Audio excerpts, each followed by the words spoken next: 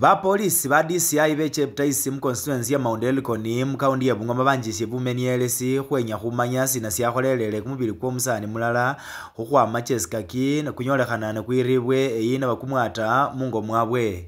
Kamanda we bapolisi becheptaisi Henry Kitonga abola ali omusani uyo manyikhane masina bali Anthony Mangeni alomekha khukhwirwa ne babandu bakhamanyikhane tawe eyi naafwananisya mbo omusani uyo wakana keribwa nende bandu bamatayi khumakhuwa ke bwifu bwe chipikipiki.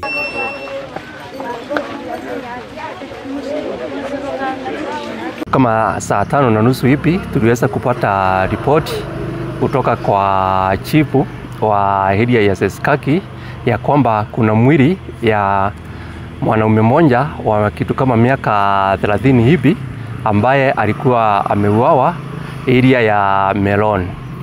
Mimi na askari wangu pamoja na maofisa wa DCI tuliweza kukimbia tukaenda mpaka hapo mahali ambapo tulipata mwili ya mwanaume mmoja ambaye anaitwa Anthony Mangeni Wesonga ukiwa umelaliswa nje ya nyumba ya nyanyake. Tulipoulizia tuliambiwa iko watu walikunja naye wakiwa wanampiga umati ya watu kama 10 hivi wakisema ati yeye ni mwizi wa pikipiki. Hiyo mwili ilikuwa na majeraha kwa miguu na mikono na kichwa. Tuliweza kuchukua hiyo mwili na tukapeleka kwa mochari ya Sante kule Kimiriri tukingojea postmortem na usunguzi ndio tuweze kujua kilichotendeka. Huko abele nasaba bamenywambo iwapo babane chiripoti chifana chirio bakhebukulanga esheria na mweka malaka mikhono kyabwe tawe.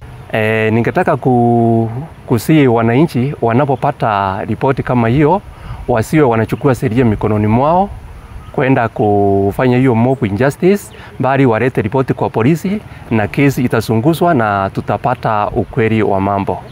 Nendere ripoti none ndimwere ya Meloni mwodia Cheskaki mu constituency ya Mount Elgon nangeso the only right brother omwana wa polisi.